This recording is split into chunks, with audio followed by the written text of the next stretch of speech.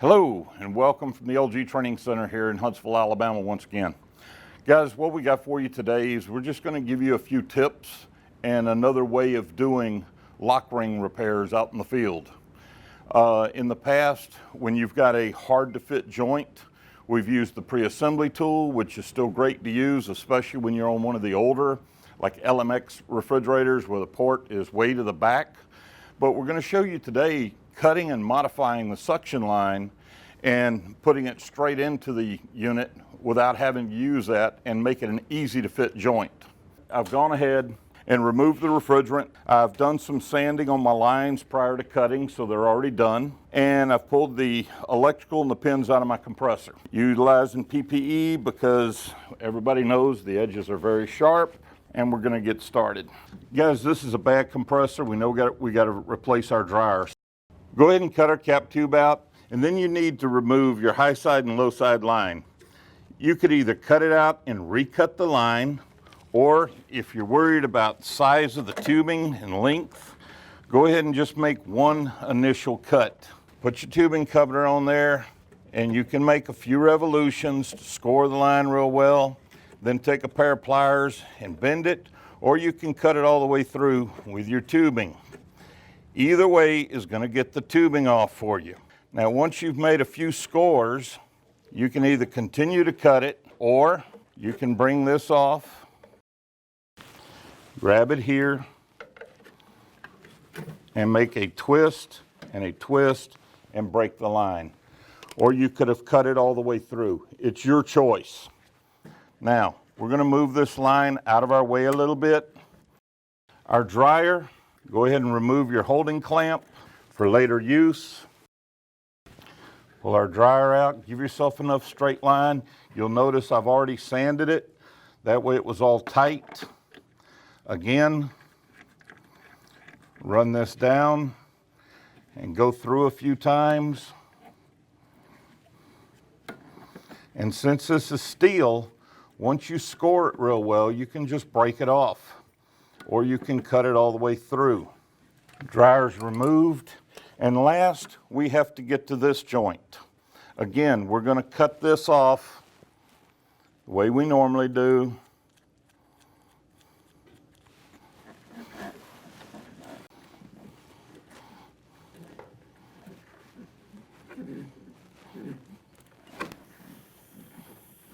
Everything's loose. Bring your compressor out.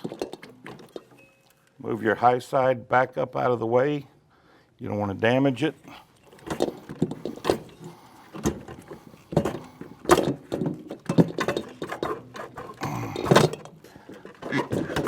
Make sure you've got your 4 grommets back in place. What we're going to do on this suction line is we're going to take and we're going to straighten it up a little bit. We're going to pull it over and straighten it up. And we're wanting to cut it about right here on a straight.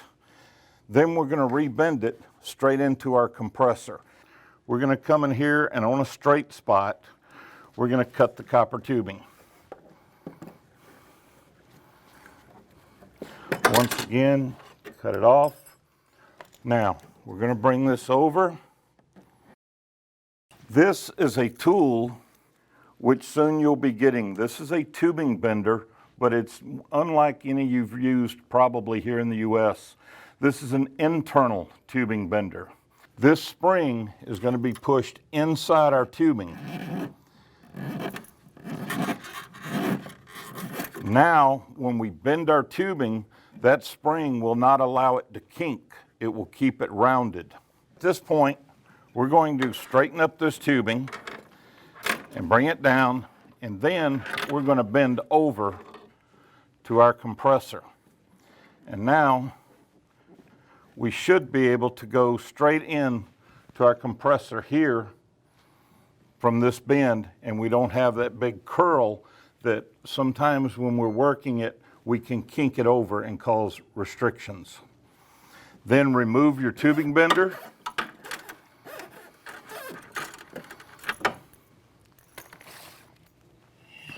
Now, On this compressor, you'll notice I went ahead and Lokringed in my process tube. A lot of you in the field are already using process tube adapters for pulling your vacuum and charging. And I use them here in the shop, so I've gone ahead and done this.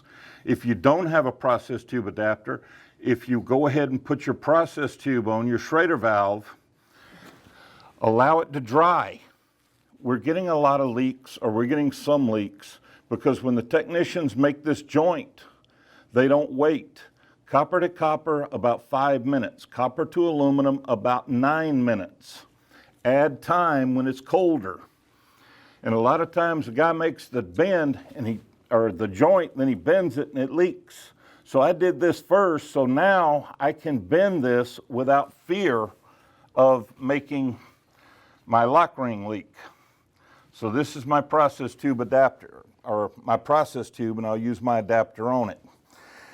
At this point, I'm ready to go ahead and put my compressor back in.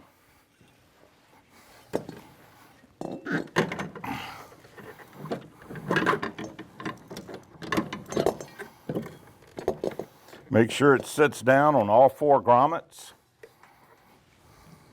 And now you'll notice that my process tube is about perfectly even with my compressor.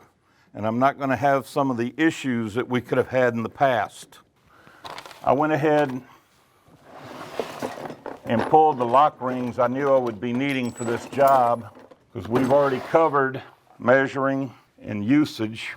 And here I'm going to wind up using a 8-6, and then a 7-5, and then the 4-4s on my dryer. Dry fit to make sure everything's going to fit in, and make any final bends that you need to make to get this to line up and to fit in. Once I've got it on and I can now rotate my union, I know I've got everything right. I need to go ahead and pull it back. I've got my spacing correct. And I'm going to put lock prep. The lock prep should be applied no closer than 1 centimeter from the end. That way we don't drip over and cause a restriction. So once I get it on there, I'm going to push my union back on.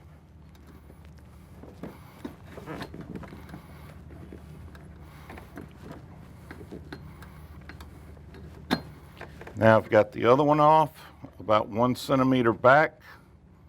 I'm going to apply my lock prep. I'm going to place it in, push it in, all the way back to where I had it. And go ahead and make sure I rotate it 360 degrees to spread the lock prep. Now, what you want to do is put a bend in the tubing so that it stays in the joint. You don't want it popping out on you. So what I've done is I bent over and it's not moving. That way when I use the tool. Now, there are also some other methods that you can use. This was developed over in Korea. And all it is a small suction cup, a rubber band, and a paper clip. You could take, at this point, attach to the tubing, come over and attach it. Now I've got slight tension on my joint to keep it held. At this point, I need my lock ring tool. Once I've got it in, the lock prep is in, I've rotated the joint 360 degrees. I've pushed it in to make sure it's good and snug. Now remember, pins are all pushed in, holding the straight arm or your non-movable arm very gently, slowly push in. I've got this joint together. I'm verifying it.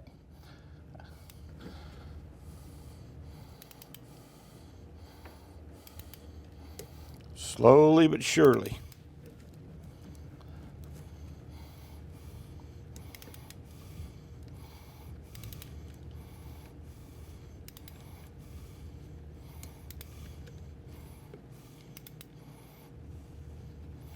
And once it's there, you'll feel it. Good lock ring connection. High side connection. Dry fit. We're bottomed out. I can rotate it 360 degrees. So I'm going to pull it off. Again, lock prep no more than 1 centimeter from the end. Okay guys, when you're moving here, what you can do is pull a little bit. There's about 6 to 8 inches of tubing up under the condenser. Pull enough over so that when you let go, the tension's there for you. Then when you put your lock ring on, this is going to hold for you and not there. And we spin it. This way it won't come apart. Now the other thing you can do, and I hope all of you have figured out playing with your tools, you can take your lock ring tool and lock it into many positions. So you could actually take and make this however you want it to be. Okay, so you can adjust your tool so it's not far over. Either way, the steady one has to remain still, and you're still going to go slow and steady.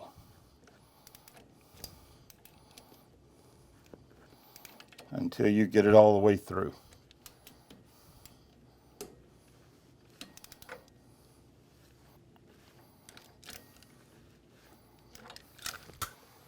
Another good lock ring joint. Now we have one last one. We have our dryer to put on. Always remember to clean your joints. You can either use an abrasive cloth, or if you've got a high volume of, or a high tarnish, sand cloth. But either the sandpaper that we're all used to, or you can use scratch pad. And this is just like a Scotch-Brite, and you can clean it up. Always remember to go with, don't go against. All right, now, where I cut this with dikes earlier, I need to take and get a good clean cut, good round in.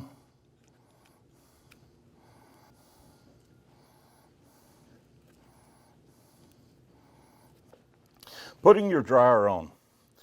We know it's got to go with the high side process tube over here. So we've got our choice now. We can either apply it whichever side, but kind of think about how this is going to work easier for you. If it would work easier starting from the right or the left in your situation. So here, we're going to come in, we're going to apply a little lock prep right here, about 1 centimeter out, place it on and spin it, and then we're going to come up here and do the same thing. Put a little bit on, place it in, and spin it. Now, we could go ahead and apply the second one and then make our bends. If that'll help you hold things together, then hallelujah, let's do it. So we're going to put a little bit here, place this on, spin it, come down here, 1 centimeter below. By connecting them both loosely, they're holding together, so I don't have to worry about trying to pin them together. Now, we're going to close each lock ring. Okay. Finger behind, slowly, slowly.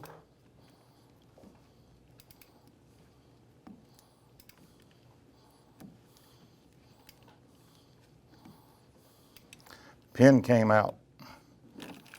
What I warned us about earlier.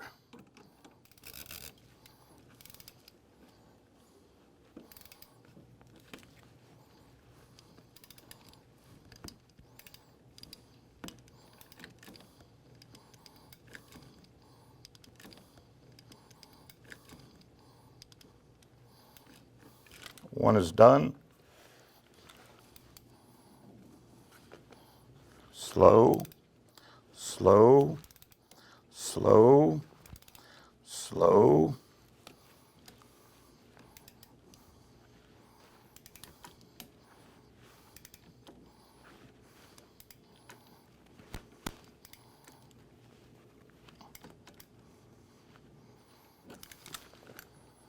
Good. If you're trying to bend something, do not bend it at the joint until the lock prep is set. Give this about 5 minutes. Now you can move on to something else. While I'm waiting for that all to dry, I could go ahead and set up a process tube adapter.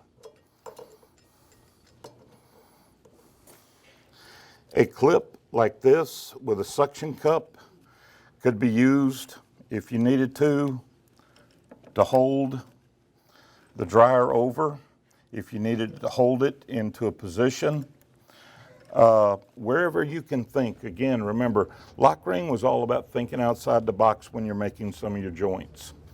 All I need to do now is put my dryer, do my final bends, just pop another hole right here, tighten my dryer holder down, and I can start pulling my vacuum off the two, seal system complete. But we haven't had to use a pre-assembly tool, so this is just another tool in your Lokring toolbox. From the LGAI Training Academy, be safe out there.